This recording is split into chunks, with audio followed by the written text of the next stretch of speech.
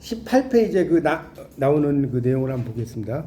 거기 이제 보면 이 남추라는 이제 작품인데 그 작품 있죠.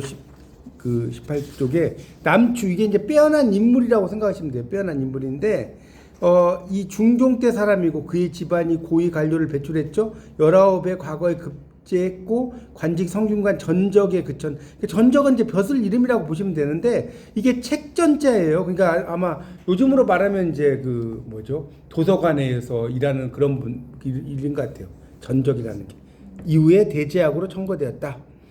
과거에 급제한 뒤 기묘사화. 우리가 이제 사화라는 것 자체가 역사의 재앙이라는 뜻인 거 아시죠? 사화라는 게 역사의 재앙을 사화라고 하는 거예요. 그래서 이제 이 사화가 있었는데 연루되어서 곡성으로 유배되었고 집을 짓고 살았는데 노비에게 편지를 주면서 청학동을 다녀오게 했다. 노비가 산에 들어가 보니 집이 화려했고요. 뭐 바둑을 두고 있었죠. 운관 신선이 쓰는 관이에요. 구름 문자에다 쓸 관자잖아요. 자줏빛 옷을 입고 있는데 옷 같은 모습이 고왔다. 다른 사람은 노승 늙은 스님으로 매우 예스럽고 굳센 모습. 노비는 하루를 묵고 답신을 받아 돌아왔다. 그러니까 답을 받았다는 거죠. 처음 산에 들어갈 때 2월이에요. 앉아놨겠죠? 산을 나오니까 바로 몇 월이에요? 9월 초라는 거예요. 들에서 별을 수확하고 있었다. 그러니까 이게 뭔 소리냐면 하룻밤을 잤는데 6개월이 지나간 거예요. 그 소리 아니에요? 이게 되게 재밌는 게 뭐냐면요. 이런 전통이 동양과 서양이 다 똑같아요. 예를 들어서 도연명의 도화원기 들어봤어요? 복숭아꽃, 노약꽃이 있는데 어떤 어부가 있었어요. 막 길을 갔는데 막 복숭아꽃이 막 떨어져 내려오는 거야. 그래서 그곳을 따라가다 보니까 동굴이 있어요. 동굴로 딱 들어갔더니 막 사람들이 있는데 그 사람들이 막 옛날 이야기하고 막 그래요. 그래서 거기서 딱 나오니까 뭐 그냥 엄청 그러니까 그 사람들은 아주 옛날 이야기를 했는데 거기서 왔더니 좀 시간이 막 지나가는 이야기. 이런 게 되게 많아요. 그리고 또 워싱턴 어빙이라는 그 영문학에도 보면 미국의 작가 스케치북에도 보면 산에 올라가 어떤 사람이 산에 올라갔는데 총을 들고 잠깐 잤는데 20년이 흘러가. 이런 이야기도 되게 많거든요. 그러니까 이거는 뭐냐면 시간을 초월하는 뭐 그런 이야기, 초연성 이런 게 나옵니다. 남추가 나이 30의 세상을 떠났고 관이 너무 가벼워 집안 사람들이 관을 열어보았다. 시신은 없고 관 뚜껑에 시 한 편이 적혀 있었다. 재밌죠? 세상을 떠났는데 관이 떠나면 관을 들고 갈 거 아닙니까? 관이 가벼워서 열어보니까 사람은 없고 시신은 없고 시가 있다는 거예요. 여기에 보면 너른 바다에선 배 지나간 자치 찾기 어렵고 나왔죠? 한자가 뭐예요? 창해 난심 주거적. 한자 잘 모르시면 써놓으세요. 이게 창해. 이 푸른 바다잖아요. 창해 알겠죠? 난 어려울 난자 찾을 심자 주 배주자 갈 것자 자치 적자. 창해 뭐라고? 넓은 바다. 난심 어려울 난자 찾을 심자 배주자 갈 것자 자치 적자. 그래서 너른 바다에서는 배 지나간 자치를 찾기 어렵고 그 다음에 한자 그 밑에 읽을 수 있겠죠. 네. 청산 뭐죠?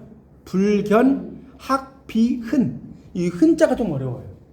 청산 불견 학비흔. 흔자는요. 이 흔자가 원래는 이게 뭐냐면 상처 흔자예요. 상처 흔자. 근데 여기에서는 이 작품에서는 여기 써보세요. 흔적 흔자예요. 흔적으로 읽어야 돼. 이 발음 뜻을. 그러니까 뭐예요? 푸른 산에는 확 날아간 흔적이 보이지 않네. 넓은 바다에서는 여러분 참 멋있는 말 아닙니까? 넓은 바다에서 배 지나간 자치 찾을 수 있어요? 그 다음에 푸른 산에 확 날아가는 흔적을 찾을 수 없잖아요. 그러니까 그걸 이야기하는 거거든요. 그러니까 결국은 이건 뭐냐? 결국은 이 작가 여기 지금 나오는 이 남추가 30에 죽었잖아요. 그 신선이 되어서 사라졌다는 거예요. 이 누가? 그 남추라는 사람이 그걸 이렇게 쓴 거예요. 그래서 마을 앞에서 김매던 사람이 공중에서 천상의 음악이 들려오기에 고개를 들어봤더니 남추가 흰 말을 타고 구름 속에 있었는데 이 옛날 사람들이 뻥이 심하죠. 둥실둥실하다가 한참 후 사라졌다고 한다. 그 후 3년 동안 공중에서 편지를 던져. 야, 상상력 대단하지 않습니까? 집안 사람들에게 보냈으니 자줏빛 글씨가 쓰여 있었다. 3년 뒤부터 더 이상 편지가 없었다. 중주진사 남대유가 직계의 반대가 반계인 거 알죠? 옆으로 가는 절쪽인데 나에게 이런 이야기를 들려주었다. 거기 한자 보면 이거 한자 뭐죠? 학산 그 한가할 한자예요. 한원이에요. 한가할 한자입니다. 그 한자. 한가한 말. 그러니까 한원이라는 건 다시 말하면 뭐냐면 재미로 쓴 글. 학사는 호의 호. 그 사람이 호를 말하는 거죠. 그래서 그 이돈복의 이제 남추라는 작품인데 그런 그 내용을 이야기하고 있습니다. 그러니까 결국은 이 작품에서도 결국 인생이라고 하는 것 자체가 뭐 이 작품에서 이야기한다는 거는 초연을 이야기하는 거죠. 인생이라는 게 우리가 제가 아까도 좀 이야기를 했지만 45억 년의 지구의 나이에 비하면 인간의 삶이라는 건 정말 그렇지 않나요? 여러분 생각해 보세요. 나 100살 살았다고 자랑할 것도 없어요. 45억 년에 비하면 그 뭐라고 그래야 돼요? 조족지혈도 안 되죠. 그렇지 않나요? 여러분이 뭐 1000년 살 수는 없잖아요. 1000년 살아도 45억 년에 비하면 껌이지. 그렇죠? 그런 이야기입니다. 그러니까 결국 인생이라는 건 정말 순식간에 눈 한 번 감으면 여러분도 그러지 않나요? 눈 한 번 다 감았다고 떴는데 예? 뭐라고요? 아니 내년이 70인데 10년이나 살으라고. 아니 지금 100세까지 사실 수 있죠. 왜? 100세 이상 사실 수 있어요. 자, 요새 그런 생각 많이 들더라고요. 네, 그 정도로 이해하고 넘어갈게요. 자, 그다음에 김정희의 거기 도망이에요. 도망이라는 게 도망간다는 뜻이 아니에요. 도망은 뭐냐면 애도할 도자입니다. 이 애도할 도자. 그다음에 없을 망자, 죽을 망자. 죽음을 애도하는 글. 그걸 도망이라고 그래요. 아시겠죠? 도망. 이 도망은요, 이게 뭐냐면 좀 설명을 좀 드리면 도망은 결국은 남편이 여러분 이제 뭐 결혼을 했으면 부인이 있고 이제 남편이 있을 거 아니에요? 아내가 먼저 죽을 수도 있고 남편이 먼저 죽을 수도 있잖아요. 살다 보면. 그러지 않나요? 참 이게 같이 이렇게 살다가 죽으면 좋은데 그러기가 쉽지 않잖아요. 그럴 때 이제 글을 이야기한다라고 이해하시면 됩니다. 그 밑에 이제 보세요. 도망. 자, 보세요. 이 한자들이 쭉 나오는데 이건 일단 우리말부터 볼게요. 우리말부터. 어찌하면 월하노인 통해 저승에 호소하여. 여러분 월하노인은 부부관계를 관장하는 신적 존재 이렇게 써놓으세요.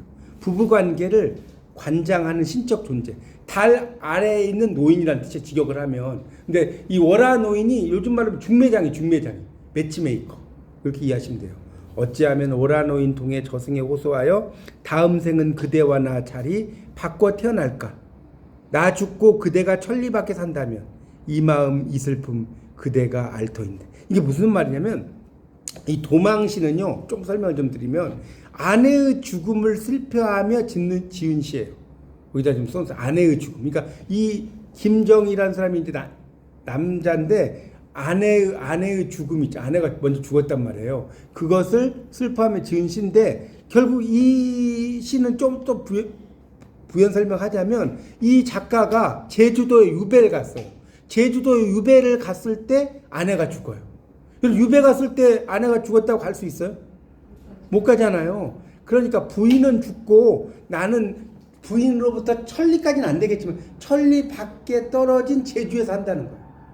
무슨 말 이해가요?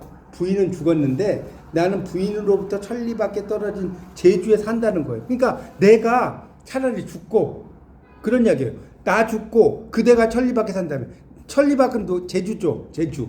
그런 뜻입니다. 내가 죽고 차라리 그대가 제주에 산다면 이 마음 이 슬픔을 그대가 알 것인데. 해통하지 않습니까? 그런 시예요. 그러니까 자기가 유배를 갔을 때 자기 부인이 죽었어. 그 죽은 것을 뭐한 시예요? 애도하며 쓴 시다. 이렇게 이해하시면 됩니다.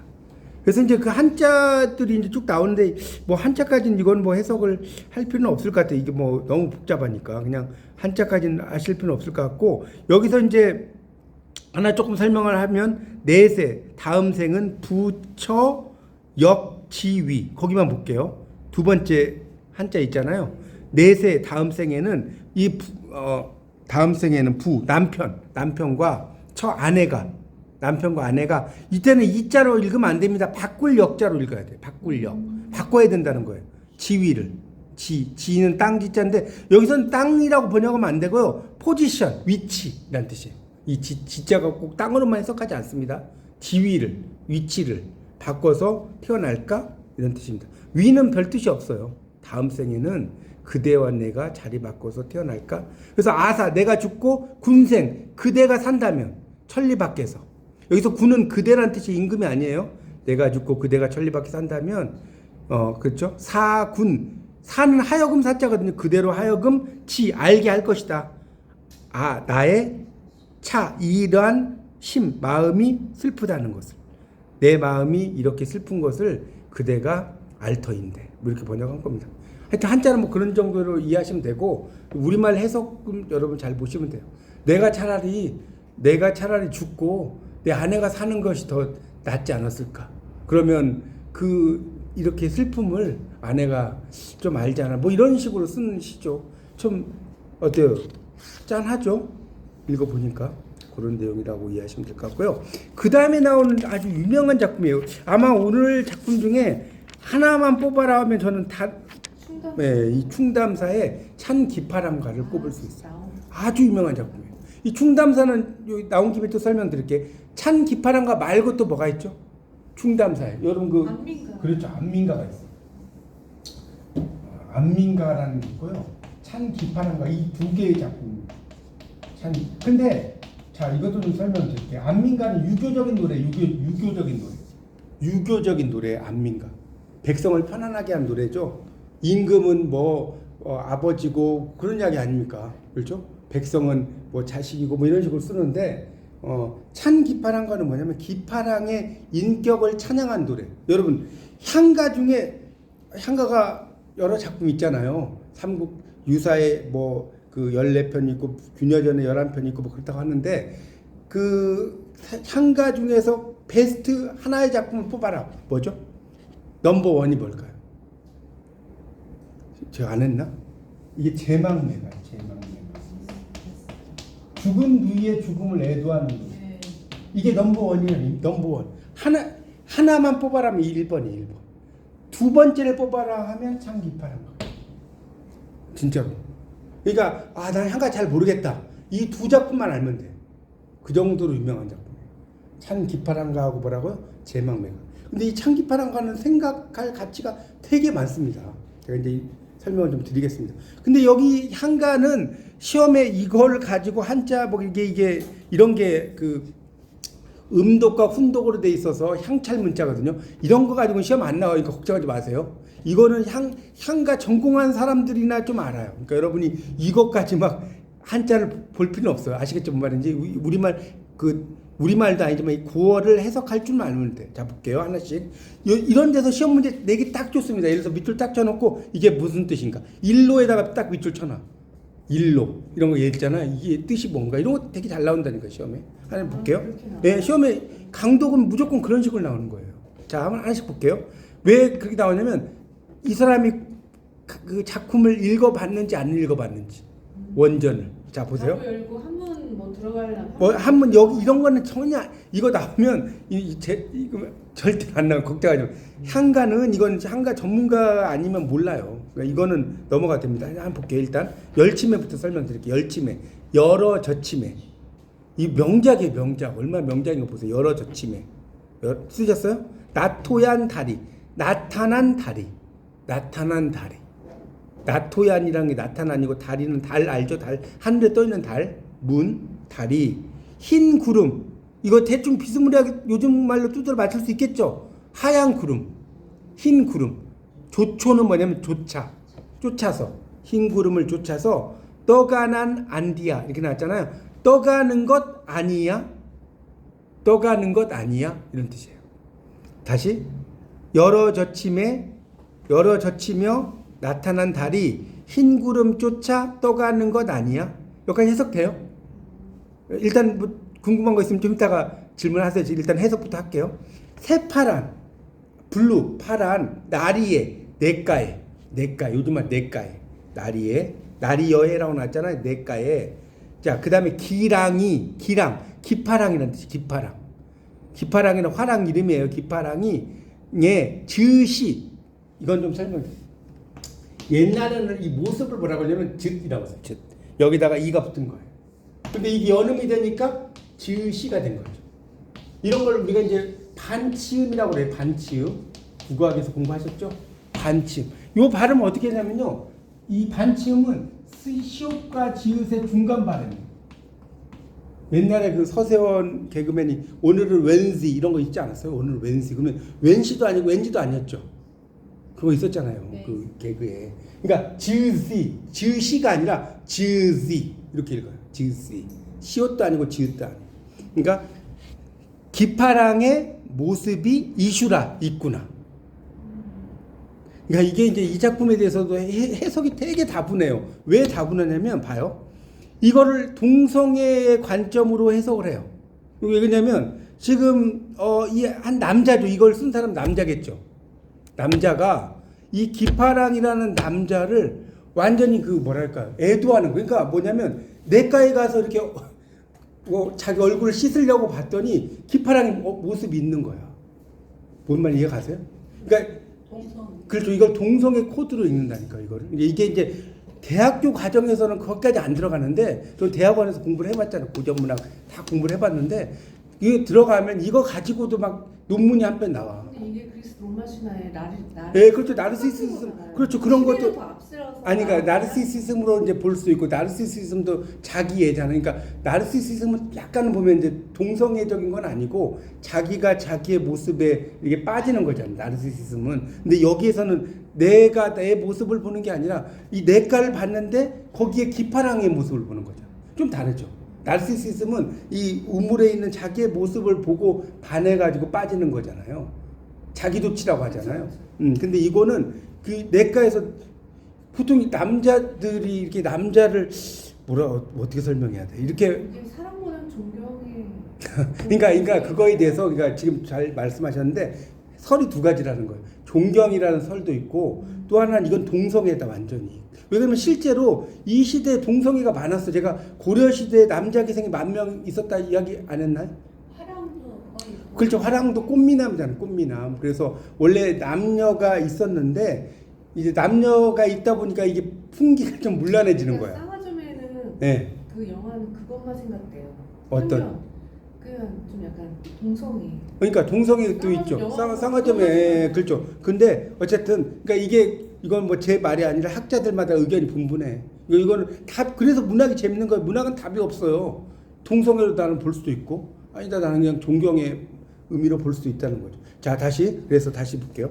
기랑의 모습이 있어. 1호부터 나리가 내가예요. 시옷은 이제 사이소리라고 보시면 돼요. 그다음에 제벽해는 조약도래. 제벽이라는 게 조약돌 알죠? 조약돌에 랑이 디니다샤온 이게 뭐냐면 랑이 지니고 있던 요즘 말로 지니고 있던 이게 여러분 이게 완전 제2외국어예요. 그러니까 요즘 말로 안 써놓으면 뭔 소리인지 모를 거예요. 그 화랑이 지니고 있던 마삼의 가살 존누하죠. 이게 뭐냐면 마삼에는 마음의 갓할 끝을 마음의 끝을 존누하죠는 뭐냐면 쫓고 싶구나. 마음의 끝을 쫓고 싶구나. 자, 되셨나요? 여기까지 해서? 자, 아의에다 동그라미 써요. 아의. 자, 요런 아의를 우리가 이제 일종의 이게 한가잖아요. 한가의 낙구라고 하는 거예요. 낙구. 마지막에 그러니까 요즘에 유행가에 보면 마지막에 어쩌고 하다가 사랑은 얄미운 나비인가 뭐 이러잖아요. 그런 것들의 어원을 들어가면 어디부터 가냐? 향가로 가는 거예요. 물론 이제 잡가도 가지만 그래서 이제 이런 게 재밌는 거예요. 향가가 그런 요즘 그 가요 트로트 노래 이런 데 보면 나오잖아요. 그런 것의 원조가 뭐냐? 향가라고 하는 거예요. 아우가 닿았잖아요. 자, 작가지 높아. 잣나무 가지가 높아서 설이 실현 못누월도 이제 여러 가지 해석하는데 이게 두 가지 해석이 있어요. 하나는 상하지 않을 1번 2번 모르시는 화반이요. 이거 화반이라고 읽어요. 화반은 화랑의 우두머리라는 뜻이에요. 화랑의 우두머리. 시련을 그러니까 1번은 해석은 뭐냐면 시련에 상하지 않는 화랑의 우두머리요. 2번은 시련을 모르는 화랑의 우두머리요. 시련을 이것도 잠깐 좀 설명드릴게요. 여러분 그 향가 해석의 대가가 2명이 있어요. 양주동 박사님 아세요? 네. 양주동 박사가 이제 그 향가 해석이 돼가고 또 한 명의 향가 해석이 돼가고 아마 이거 아시면 대단하실 텐데 김완진이 잘 모르시죠? 양주동. 그럼 김완진 교수와 양주동 교수의 차이가 뭐냐? 요 김완진 교수님은 향가를 어학적으로 분석해. 어학적으로 이제 이분이 어학 전공이거든요. 이분은 향가를 문학적으로 분석한 분이에요. 그러니까 향가의 의미를 되게 막 현대적으로 이렇게 상상력을 가지고 분석한 분이 양주동 박사고, 향가를 어학적으로 그 의미를 뭐 이렇게 어학적으로 분석한 분이 김완진 교수예요. 그 정도만 알아두세요. 뭐 깊이 들어갈 건 없고. 근데 원래 잠깐 설명을 드리면 원래 그 양주동 박사는 1928년 평양 숭실전문학교의 그 영문학 교수가 돼요. 이 양주동 박사. 그러는데 도서관에 갔는데 이 오쿠라 신베이라는 사람이 있어요. 일본 출신에. 처음 들어보세요. 오쿠라 신베이라는 사람이 향가에 대해서 막 분석을 하는 거예요. 연구를 했어요. 오구라 신베이라는 되게 유명한 사람인데 향가에 대해서 이제 연구를 한 걸 보고, 아니 일본 사람도 우리 향가를 연구하는데 왜 우리나라 사람은 연구하면 안 되냐, 이해가세요? 그래서 이분이 연구를 한 거예요. 근데 이분이 왜 대단한 줄 아냐면 이분은 원래 국문학 전공자가 아니었어요. 영문학 전공자고, 이분은 이제 요즘에는 이제 박사가 진짜 박사가 있지만 이분은 그냥 학사. 양주동 박사라고 했지만 엄밀히 말하면 그냥 명예 박사예요. 실질적으로는 학사밖에 안 나오셨어요. 근데 워낙 학사만 나왔는데도 대단하잖아요. 이분이 절에 가가지고 향가를 한 뭐 몇 달 동안 막 연구를 한 거예요. 연구를 해가지고 이 한자들 있죠, 보이십니까? 이걸 다 요즘 말로 다 바꿔놓은 거예요. 무슨 말 이해가 가세요? 그러니까 이 양주동 박사님이 없으셨으면 이 한가의 해석이, 여러분 보고 이거 해석하라면 할 수 있겠어요? 이게 한시 해석보다 더 어렵다니까. 왜냐면 요 당시에는 우리말이 없었잖아요. 우리말이 없었기 때문에 이걸 부분과 뜻 부분을 읽어야 된단 말이에요. 그러니까 어디가 의미고 어디가 뜻인지를 모르는 거예요. 대단하지 않습니까? 어쨌든 그런 분이에요. 그러니까 이제 여기서 이제 좀 더 이야기하고 싶은 건 보세요. 자, 마지막에 잣까지 높아. 그러니까 잣까지가 높다는 건 뭐냐면 그 사람의 인격의 고매함이, 인격이 뭐라고요? 고매함. 잣나무가지. 서리 모르시올 화반이. 서리는 여러분 서리가 의미하는 게 뭘까요? 서리. 마지막 설이 있었잖아요. 설이 못 누월 화반이요. 서리가 뭔지 모르세요? 서리는 뭘 의미하죠? 시련을 의미하는 거죠. 시련을 모르는 화랑의 우두머리요. 시련을 모르는 화랑의 우두머리. 자, 창기파랑관 여러분이 뭐가 유명하냐면, 자, 제망매가는 비유가 기가 막히죠. 삶과 죽음의 길이 예이샴에 나는 간단 말도 못하고 가느냐, 어느 가을 이른 바람에 여기저기 떨어지는 잎처럼 한 가지에 나고 가는 것 모르겠구나, 이렇게 나오잖아요. 근데 여러분 이 작품은 뭐가 멋있어요? 색깔의 대비가 기가 막혀. 왜 색깔 대비가 기가 막히면 볼까요? 지금 나타난 달이 흰 구름 흰색 나왔죠. 그 다음에 밑으로 가봐요. 새파란 달이 새파란 나왔죠. 새파란 나오잖아요. 그 다음에 쭉 내려가다 보면 여기 보면 잣까지 높아.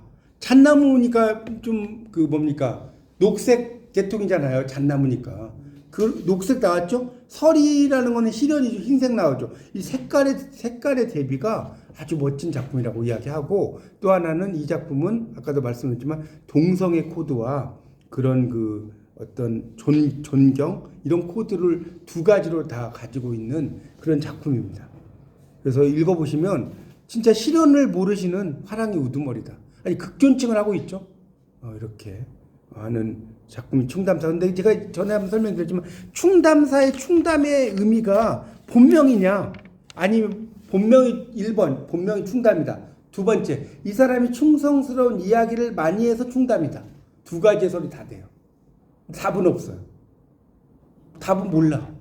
그러니까 그런 게 또 문학의 재미인 거예요. 그러니까 이 사람이 충성스러운 이야기를 정말 많이 해서 우리 월명사도 그러잖아요. 달월자에 밝을 명자. 이 사람이 가면 막 달이 따라다닌다는 거예요. 월명사가 다니면 막 굴 속으로 가면 달이 굴 속으로 따라다닌다는 거예요.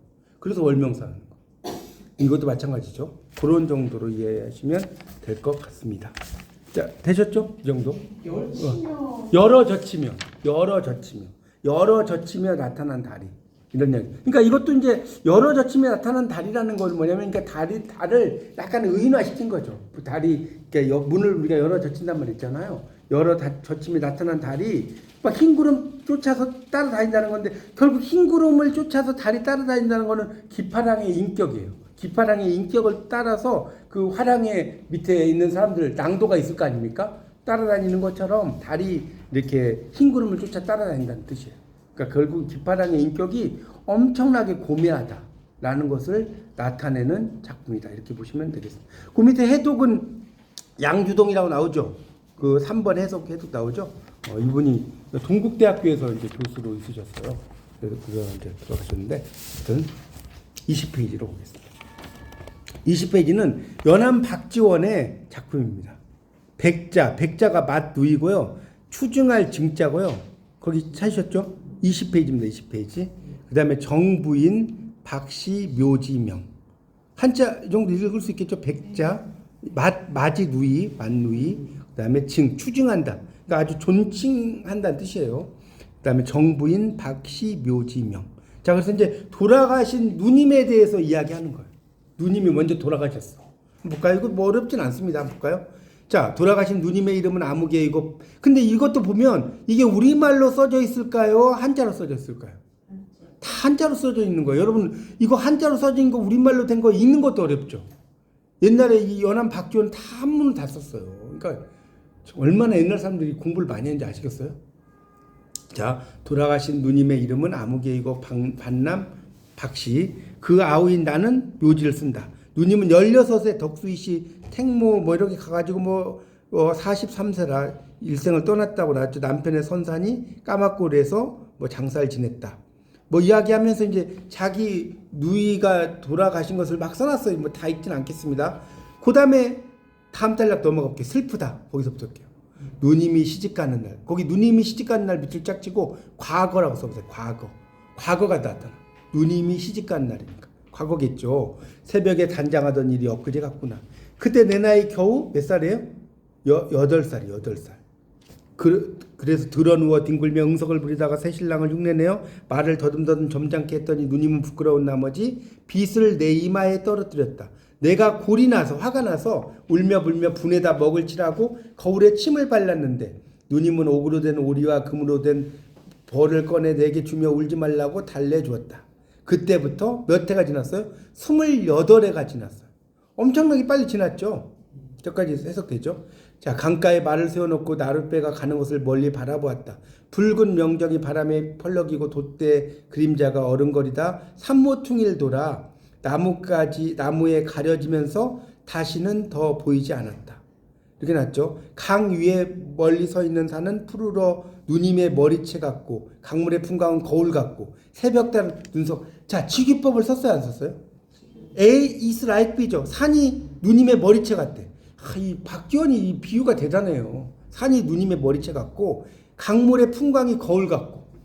여러분 강물 보면 막 이렇게 거울에 비친 것 같잖아요. 새벽달은 눈썹 같다. 이 눈썹이 이렇게 생겼잖아요. 눈썹. 그러니까 이게 초승달 같은 이런 거죠. 그런 걸 이야기하는 거죠. 그러니까 이 작품은요, 이렇게 생각하시면 돼요. 이 작품 이렇게 선물 딱 그리면 과거가 있어. 근데 이 과거를 해석을 하는 거예요. 과거를 해석을 하다가 어느 시점에 그 시간을 정지시켜버려요. 과거를 옛날 과거를 세상하다가 정지시켜. 그랬다가 다시 현재로 오는 이런 구조로 돼 있어요. 개념 이해 가세요? 과거를 지금 아까 누님이 시집가는 날 과거를 해상했잖아요. 그러다가 여기 봐요. 지금 산모퉁이를 돌아 나무에 가려지면서 더는 보이지 않았다 이렇게 나왔죠. 돛대 그림자가 그때 잠깐 정지를 시키는 거예요. 그때 정지를 시켜. 그래서 이거는 뭐냐? 이 시간이 멈춰지기를 이런 거예요. 그러니까 누님이 막 이렇게 시집을 가고 이제 그런 모습이잖아요. 그러니까 그 시간이 잠깐 멈춰지기를 바라는. 그러니까 그러면서 그 시간이 멈춰지기를 바라면서 뭘 하는 거예요? 애도하는 거예요. 애도의 시간을 깊이 가지는. 개념 이해 가세요?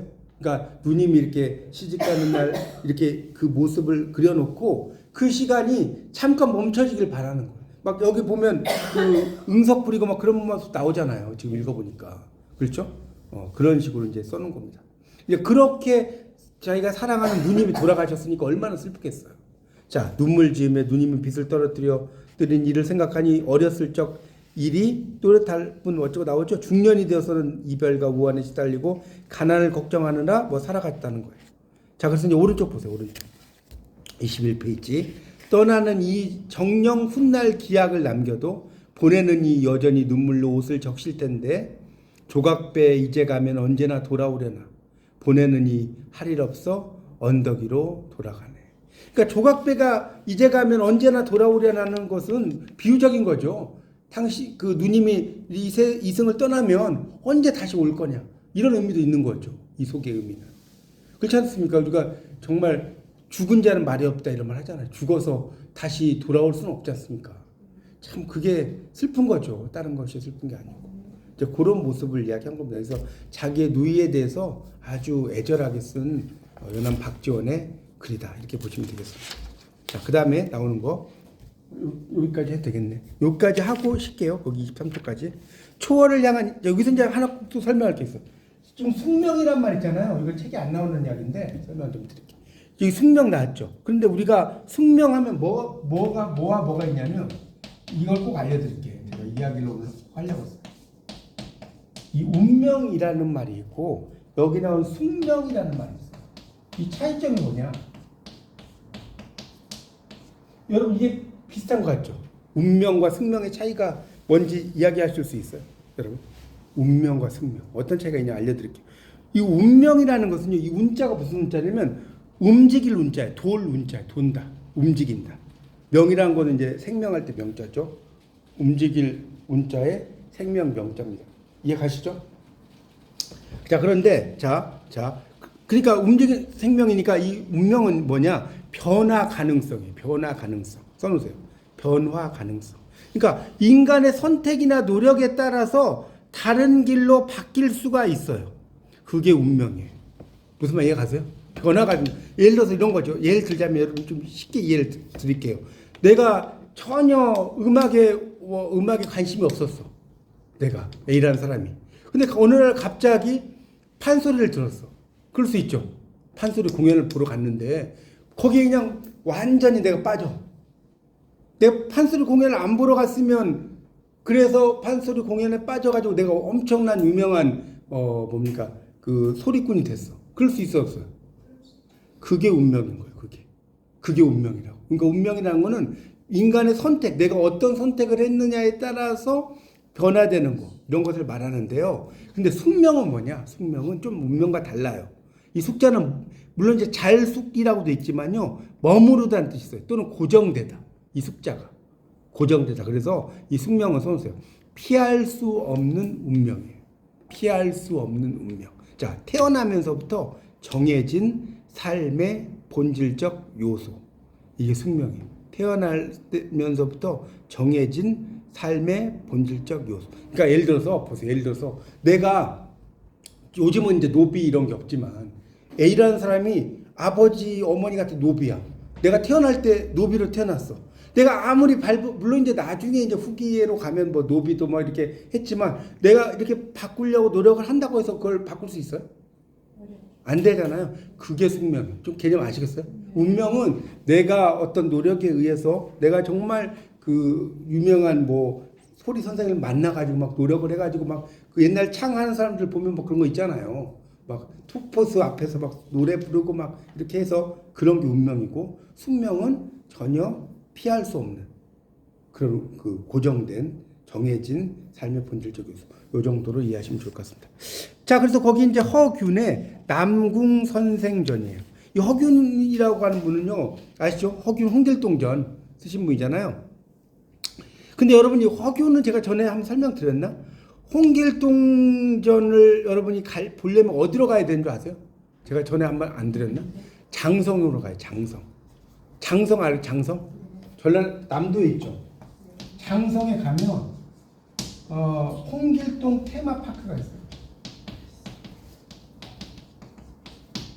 그러니까 제가 이렇게 써드리면 여러분 이제 시간 되시면 가보시라고 제가 써드리는 거예요. 홍길동 테마파크가 정말 잘 지어놨어요. 거기에 가보면 막 홍길동에 대한 이야기도. 근데 하여튼 그렇습니다. 홍길동 테마파크가 있으니까 뭐 나중에 장성에 대해 갈 일이 있다. 뭐 일부러 가지는 말고 그러면 꼭 가보세요. 자, 그래서 이제 허균의 남궁 선생님 볼게요. 자, 이게 어떤 내용이냐면 읽으면 설명을 드릴게요. 이게 완전히 내용이 재밌는 이야기예요. 남궁두가 선사를 만난 지도 6년이 되었다. 선사가 말했다. 자네에게 도골이 뭐냐면 도인의 풍모가 생겨서 이제 신선이 되어 하늘에 오를 만한 수준이 되었네. 지금 하산에도 왕자교와 전갱 밑줄 짝 중국의 이름난 신선이에요. 왕자교와 전갱이라는 사람. 중국의 이름난 신선보다 못하지 않을 거야. 욕망이 동하더라도 결단코 참아야 하네. 식과 색에 대한, 색은 여자를 가리키는 거예요. 색이라는 것이 제가 전에 이야기 드렸죠. 안 했나? 색은 뜻이 세 가지가 있는데 한자 색은 1번 말 그대로 색깔, 2번 여자, 3번 유의 색즉 시공 공즉 시색 이렇게 나오잖아요. 네, 그 색입니다. 이 색자를 제가 그 대학원에서 공부할 때 교수님한테 들었는데 이 색자는 원래 여성이 이렇게 옷걸이 뭐라고 그러죠? 옷 외무새 이걸 이렇게 다듬는 그런 모습이래요. 한자가 거기서 나온 거 여성을 의미한대. 어쨌든 자 그래서 그 정갱보다 못하지 않을 거야. 욕망이 동하더라도 참아야 되는 식과 색에 대한 욕망이 아니라도 일제의 망상이 진에 해로우니 모름지기 모든 유를 비우고 달려내라. 하루는 윗 잇몸에 작은 오얏나 모양을 한 게 생겨서 단물을 흘려보내는 게 느껴졌다. 남궁두가 선사에게 사실 알리자 천천히 삼켜 뱃속을 들어가게 해라. 자 그랬죠. 서주라고 하는 것은 서주가 자리를 잡았으니 화우를 움직일 수 뭐 이렇게 나왔잖아요. 그러니까 이게 일종의 불로장생의 명약이라고 그래요. 불로장생의 명약 서주가. 그래서 화우를 움직일 수 있겠다. 즉시 삼재경을 벽에 걸고 이렇게 나죠. 그러니까 삼재경이 천지인이라고 들어보셨죠? 하늘과 땅과 사람, 천지인 삼재경을 벽에 걸고 칠성검 2개를 좌우에 꽂더니 우보가 뭐냐면 우임금이라는 우나라 우임금 있죠. 우임금이 만든 걸음걸이래요. 그러니까 보통 사람은 걸어갈 때 이렇게 걸어가잖아요. 걸어갈 때 여러분도. 근데 이 우임금이 만든 거리 앞으로 갔다가 이렇게 뒤로 가고 앞으로 갔다 뒤로 가고 이런 걸음걸이 약간 좀 이상한 걸음걸이죠. 여러분 걸어갈 때 이렇게 걷지 않나요? 이렇게 갔는데 이렇게 갔다가 뒤로 가고 이렇게 갔다 이런 걸음걸이를 우보라고 해요. 걸으면서 주문을 내어서 마귀를 물리치고 도를 이루게 해달라고 빌었다. 남궁두는 마침내 도가 이루어지려고 하자 기쁜 마음에 이루고자 하는 욕망이 싹 트는 걸 알았어요. 그 바람에 뭐 이렇게 어쩌고 나오죠. 선생님 좀 넘어가 볼게요.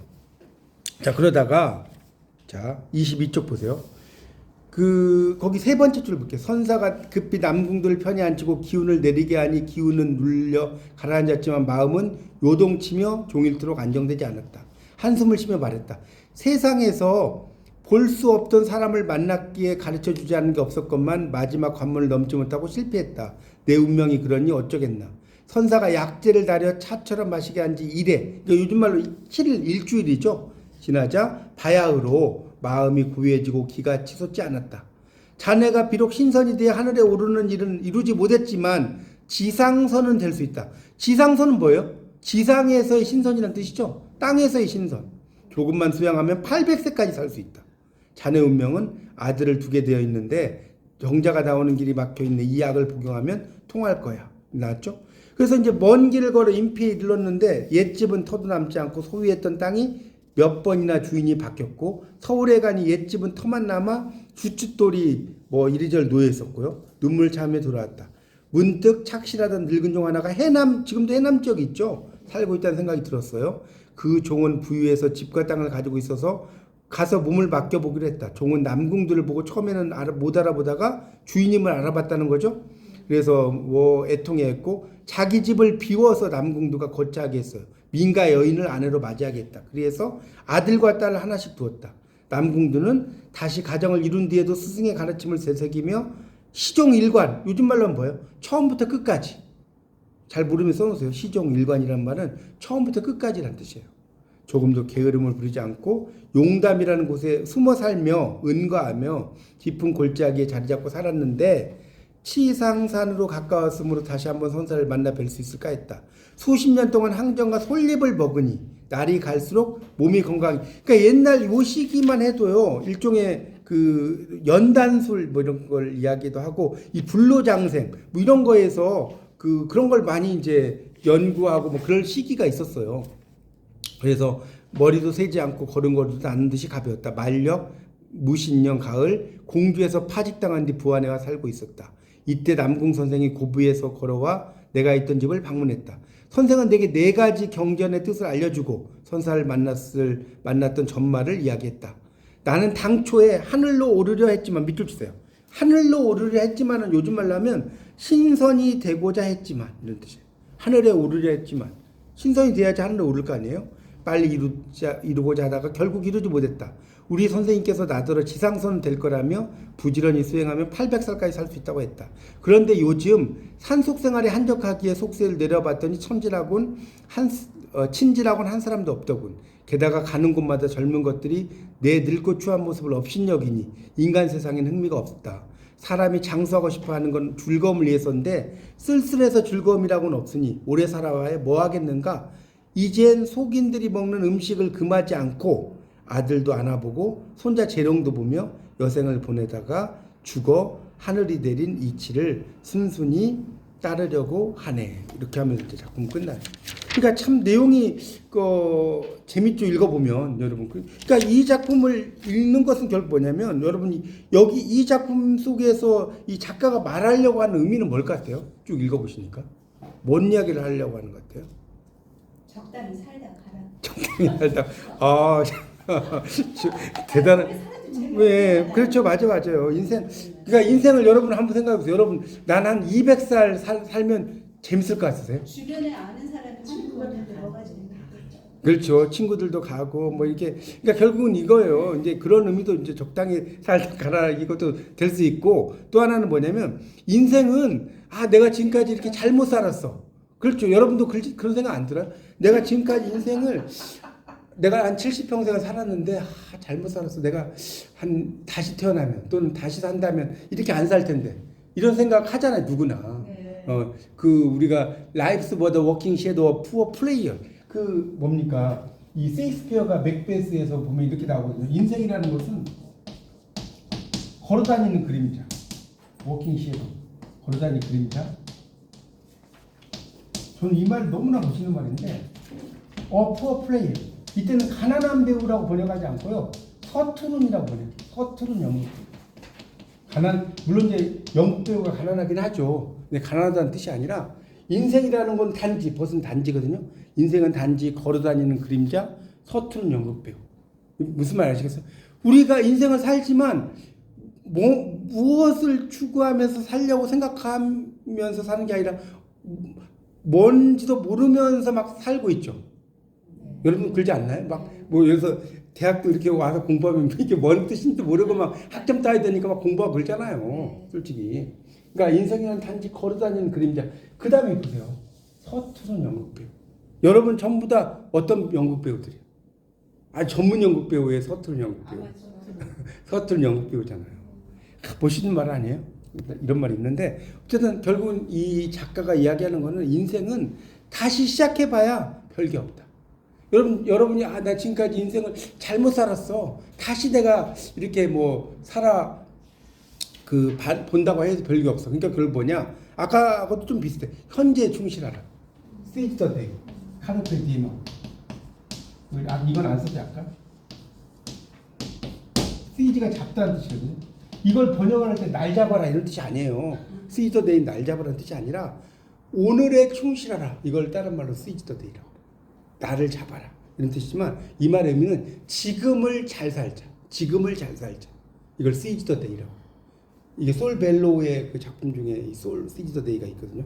하여튼 그 지금에 충실하라 이런 작품이거든요.